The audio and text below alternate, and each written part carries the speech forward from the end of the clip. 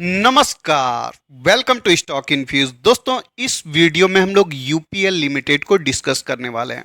साथ ही साथ हम देखने का प्रयास करेंगे जो एग्रोकेमिकल इंडस्ट्री है, इस सेक्टर में कौन सी कंपनी बेस्ट है इन्वेस्टमेंट करने के लिए, ताकि आप ज़्यादा से ज़्यादा रिटर्न कमा सकें, वो भी सेफ्टी के साथ।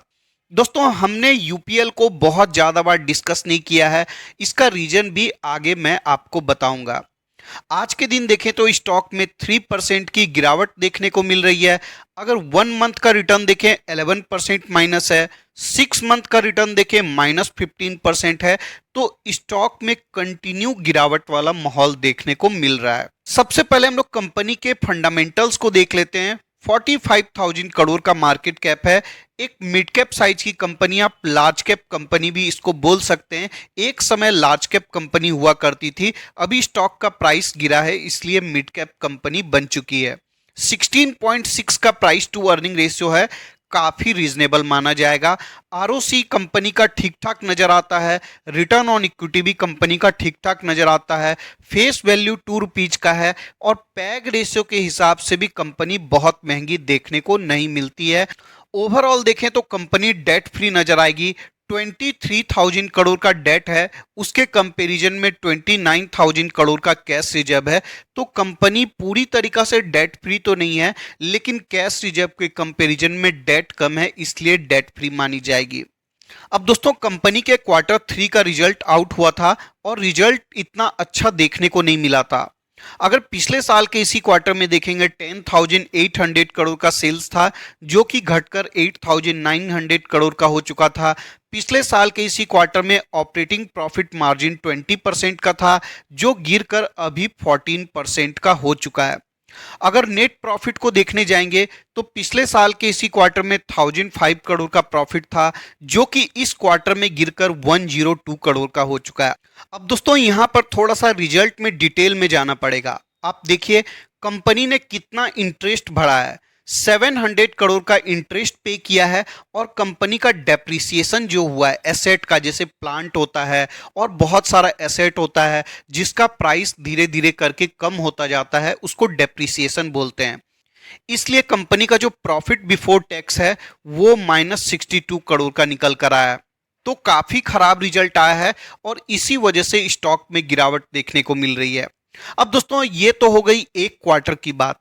कभी भी हम लोग एक क्वार्टर से किसी कंपनी को जज नहीं करते हैं।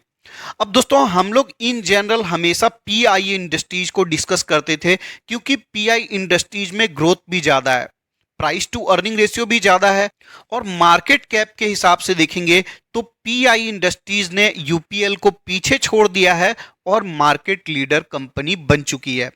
इससे पहले यूपीएल मार्केट की लीडर हुआ करती थी एग्रोकेमिकल्स के सेगमेंट में। अब दोस्तों, अगर कंपनी के प्रॉफिट एंड सेल्स के ग्रोथ को देखने जाएंगे तो यहीं पर आपको सारा मामला समझ में आएगा।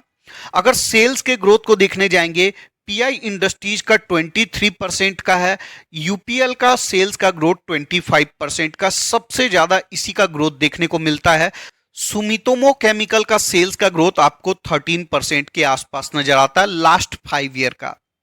अब दोस्तों, अगर ऑपरेटिंग प्रॉफिट मार्जिन को देखेंगे तो देखिए सबसे अच्छा आपको यूपीएल का देखने को मिलेगा 22.18% का, यूपीएल का है 19.72% का और सुमितोमो केमिकल का आपको 17.2% का ऑपरेटिंग प्रॉफिट मार्जिन मिल जाता है।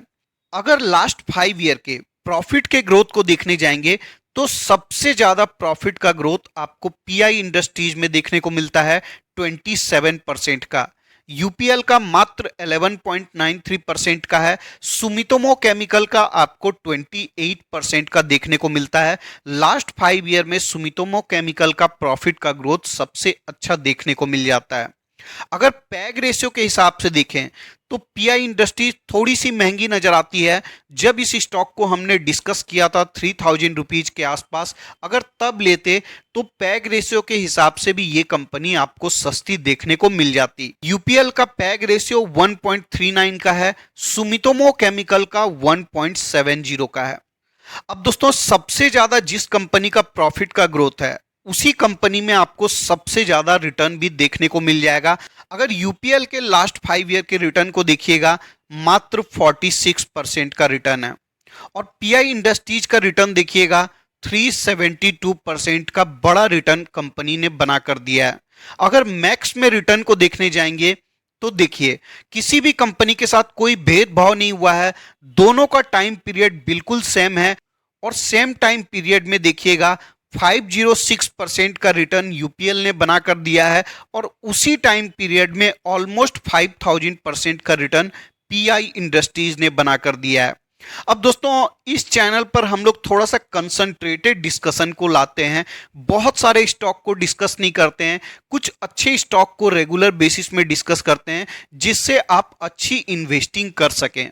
हम लोग पीआई इंडस्ट्रीज को रेगुलर बेसिस में डिस्कस करते थे 2900 रुपीज के आसपास best stocks to buy now में हमने डिस्कस किया था और वहां से स्टॉक 20% ऊपर आ चुका है। लेकिन हमने कभी भी यूपीएल को डिस्कस नहीं किया था क्योंकि यूपीएल का ग्रोथ काफी कम है, रिटर्न काफी कम है और हम हाई ग्रोथ कंपनी को डिस्कस करना थोड़ा सा ज्यादा पसंद करते हैं। ऐसा नहीं है कि सिर्फ हाई ग्रोथ कंपनी को डिस्कस करते हैं, लेकिन कोशिश रहती है कि ऐसी कंपनी को डिस्कस किया जाए जो कि थोड़ी सी सेफ भी हो और आपको ज्यादा रिटर्न बनाकर दे सके। तो यहां पर डिसीजन आपको लेना है, आपको कौन सी कंपनी चाहिए, आप कौन सी कंपनी को पसंद कर रहे हैं। अगर आपको ज्यादा रिटर्न कमाना है, हाई ग्रोथ कंपनी में इन्वेस्टमेंट करना है, तो आपकी प्रायोरिटी पीआई इंडस्ट्रीज होनी चाहिए। अगर आपने मान लीजिए गलती से यूपीएल को ऑलरेडी ले लिया है तो कंपनी में ऐसी कुछ खास बुराई नहीं है, बस प्रॉफिट का ग्रोथ कम है, अदरवाइज कंपनी में कुछ भी नहीं होने वाला है। अगर आप स्टॉक को होल्ड कर लेते हैं तो स्टॉक रिकवर जरूर कर लेगा। अभी सारे एग्रोकेमिकल वाली कंपनी में देखें या ओवरऑल केमिकल इंडस्ट्री को देखें तो रिजल्ट इतना अच्छा निकल कर नहीं आ रहा है, प्रॉफिट का मार्जिन कम हुआ है, डिमांड में कमी देखने को मिल रही है, इसी वजह से स्टॉक में गिरावट भी देखने को मिल रही है। लेकिन यह टेम्पररी पीरियड है, स्टॉक में रिकवरी भी होगी, कंपनी का ऑपरेटिंग प्रॉफिट मार्जिन भी बढ़ेगा, डिमांड भी बढ़ेगा और स्टॉक में तेजी भी देखने को मिल सकती है। अगर आपने ऑलरेडी लिया हुआ है तो डेफिनेटली स्टॉक को होल्ड कर सकते हैं, घबराने वाली कोई भी बात नजर नहीं आती है अगर आपका दृष्टिकोण लॉन्ग टर्म का है तो। इस वीडियो के डिस्कशन के लिए इतना ही रखते हैं। मैं कोई सेबी रजिस्टर्ड एनालिस्ट या फाइनेंशियल एडवाइजर नहीं हूं, तो आपको जो भी फाइनेंशियल डिसीजन लेना होगा अपने स्टडी के अनुसार लेना है या किसी फाइनेंशियल एडवाइजर से कंसल्ट कर सकते हैं। वीडियो पसंद आया है तो लाइक कर दीजिएगा, रेगुलर अपडेट्स के लिए चैनल को सब्सक्राइब कर सकते हैं। मिलते हैं किसी और वीडियो में किसी और इंफॉर्मेशन, तब तक के लिए धन्यवाद।